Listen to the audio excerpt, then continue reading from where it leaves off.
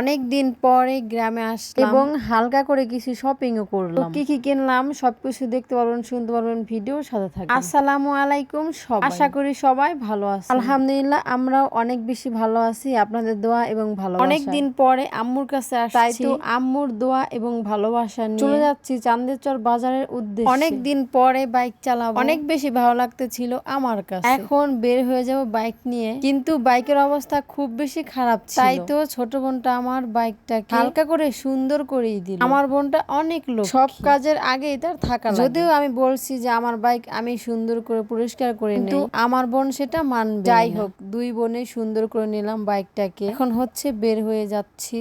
আমাদের গ্রাম কত সুন্দর তাই না, মনোরম পরিবেশ, অনেক বেশি ভালো লাগতেছে। মুহূর্তটা অসাধারণ অসাধারণ ছিল। অনেক দিন পরে বাইক চালানোর অনুভূতিটাই আলাদা। রাস্তায় বের হয়ে বেশ ভালো লাগছিল। আজকের আবহাওয়াটাও অনেক বেশি সুন্দর ছিল, রাইডটা আরো উপভোগ করেছি। আপনারা কমেন্ট করে জানান বাইক রাইডটা কেমন হয়েছে এবং কার কার পছন্দ বাইক রাইড। যাই হোক, কথা বলতে বলতে চলে আসলাম চান্দেরচর বাজার। ব্যাংক নিয়ে অনেক কথাই শুনতেছি কিছুদিন যাবত, বাট আমি এখন পর্যন্ত দেখিনি কোনো সমস্যা। আজকেও ইসলাম ব্যাংকে চলে আসলাম, টাকা আদান প্রদান করলাম, কোনো রকমের সমস্যা হয়নি। জানি না কারোর সাথে হয়েছে কিনা, বাট আমার সাথে এখন পর্যন্ত কোনো সমস্যা হয়নি এবং কোনো রকমের কোনো ভিড় ছিল না। সত্যি বলতে আমার কাছে খুব বেশি ভালো লাগতেছে। বাট মানুষ যেমন করে গুজব ছড়াইছে তার কোনো কিছুই আমি দেখিনি। যাই হোক, আমার কিছু প্রয়োজনীয় কাজ ছিল, তাই তো টাকা জমা দিয়ে ব্যাংকের কাজ সেরেই নিলাম। ব্যাংকে আসার পর থেকে আমি দেখতেছি কোনো রকমের ঝামেলা নাই। বড় ইচ্ছে করে বলতেছিলাম, আমি জাস্ট বলতেছিলাম ব্যাংকে নাকি সমস্যা, সে আমাকে সাথে সাথে উত্তরে বললো আপনার কত টাকা লাগবে আমাকে শুধু বল। যাই হোক, ব্যাপারটা খুব বেশি ভালোই লাগে এবং মনে হলো কোনো রকমের ঝামেলা নেই। ব্যস্ততার মধ্যে গুরুত্বপূর্ণ কাজগুলো সময় মতো শেষ করতে পেরে খুব বেশি ভালো লাগতো। ব্যাংকের কাজ শেষ করে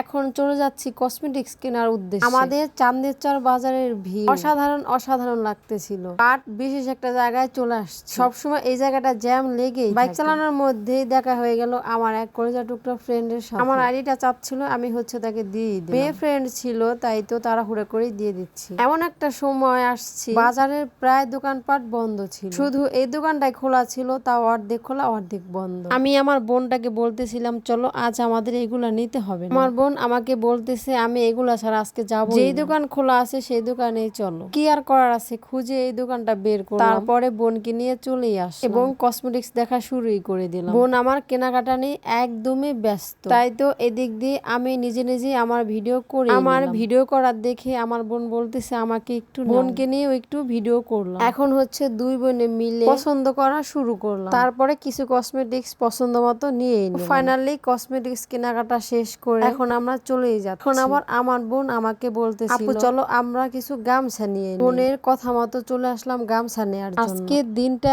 এত এত গরম ছিল আর সব দোকানপাট বন্ধও ছিল, তাই তো এই দোকানে আইসে আগে পানি খেয়ে নিলাম, একটা একটা করে গামছা পছন্দ শুরু করে দিলাম। ফাইনালি গামছা কেনাকাটা শেষ করে এখন চলে যাব বাড়ির উদ্দেশ্যে। বোনের একটার পর একটা বায়না থাকবে, যত কিনে দিয়ে যা কিছু করি তার বায়নার একদমই শেষ নেই। এখন আবার বলতেছিল আমাকে ঠান্ডা কিছু দোকানের অবস্থা দেখেই বুঝতে পারবেন আমাদের কাজ সারতে সারতে একদমই দুপুর হয়ে যায়, যার কারণে প্রায় দোকানে বন্ধ হয়ে যায়। তো এই দোকানটা খোলা পেয়ে আমরা একটা ঠান্ডা নিয়েই নিলাম। এই ছিল আজকের ভিডিও। এখন হচ্ছে আমাদের বাড়িতে যাওয়ার উদ্দেশ্যে রওনা হয়ে পড়লাম।